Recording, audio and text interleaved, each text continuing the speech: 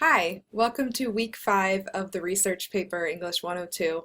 I just want to go over some tips for this week, some things to think about as we begin our next essay in the class.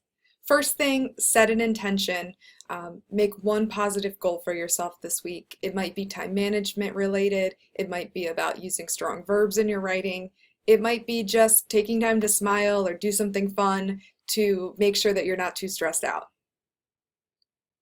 Next, I want to go over some important definitions related to argumentation. So rhetoric, the word rhetoric actually means the art of persuasion. If you've ever heard of a rhetorical question, the idea is not for someone to answer that question, but for the speaker to make a point, right?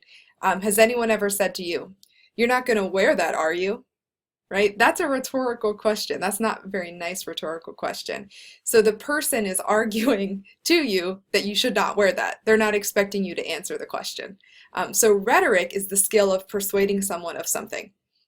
There are 3 appeals. The first is logic, logos. This means that you make a claim and you support it with evidence. So essentially your whole paper will be logos, right? You have this thesis statement, you have this argument, and you will support it in the body. But also every body paragraph will be also an appeal to logos because you have a topic sentence, which you will then support with text, textual evidence from the readings that you do. Pathos is an appeal to emotion. This is, I think, a really important one. You want to remember that some people may not agree with you on your argument. So how can you relate to the audience's identity, self-interest, or emotion to make them feel something and want to agree with what you're saying? How can you persuade them by appealing to their emotion? Lastly, ethos. This is an appeal to ethics. The word ethics means something slightly different when we use these. These are words from Aristotle, so they've been around a really, really long time, and meanings have changed over time. But this is an appeal to the speaker's credibility or authority. If you make an argument and your audience can't trust you, it's not going to be a good argument, right? So what you need to do to establish credibility is in your signal phrases or when you're introducing a source, give information about the writer of the article so that your audience trusts you. So if you say, you're getting this information from a writer who has done research in happiness and who is a psychologist, that's going to emphasize that you are credible. You're using credible sources, and thus your audience will trust you. So consider these 3 pieces when you write your draft and you think about your outline. They're really important, and it's good to think about not only how they're appearing in what you're writing, but how you can purposefully use them to make your point.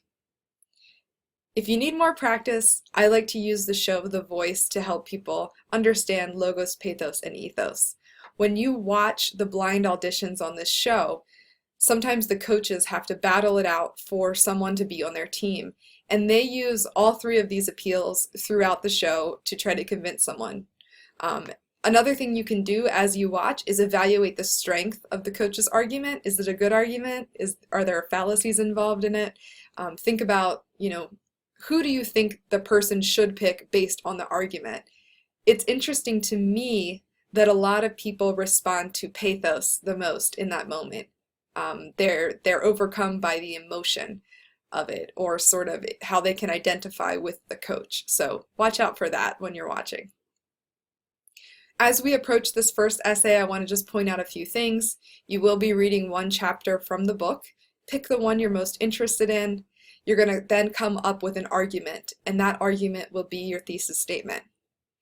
In order for something to be an argument, someone must disagree with you, or it's not essentially an argument. If we all agree on it, there's no use in really giving the support for it because we all already agree. So pick something that would be more controversial. There would be multiple viewpoints on it. To find your thesis, to find your argument, you can choose to respond to the chapter question, or at the beginning of the chapter, or you can come up with another argument that you feel sort of naturally comes out of the chapter that you can support with the articles within the chapter. And you're going to use at least 3 articles from the chapter in your essay as support. You can definitely use more than that, but 3 is the minimum. So here's the week ahead. Make sure that you read your chapter, review it, make sure you're annotating to point out, certain things you may want to include in your argument.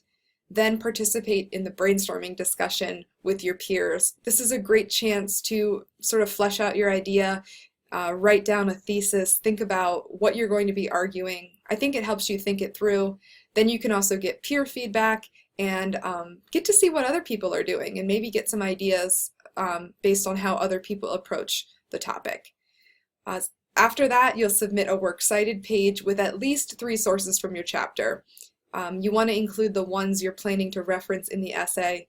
If you're planning to reference all of them, put all of them there. That way I can take a look at their formatting and make sure you're good to go. And lastly, there is a template that I provided for brainstorming and outlining. I think it would be wonderful and helpful to you if you could take a look at that and start filling it out so that next week when you begin to draft the essay, you will have your ideas in order. Outlining is hard. It's not easy. Writing is also not easy, but if you put in the work on the outline, I think the writing will be that much easier for you when you get to that point. So have a great week and let me know if you guys have questions.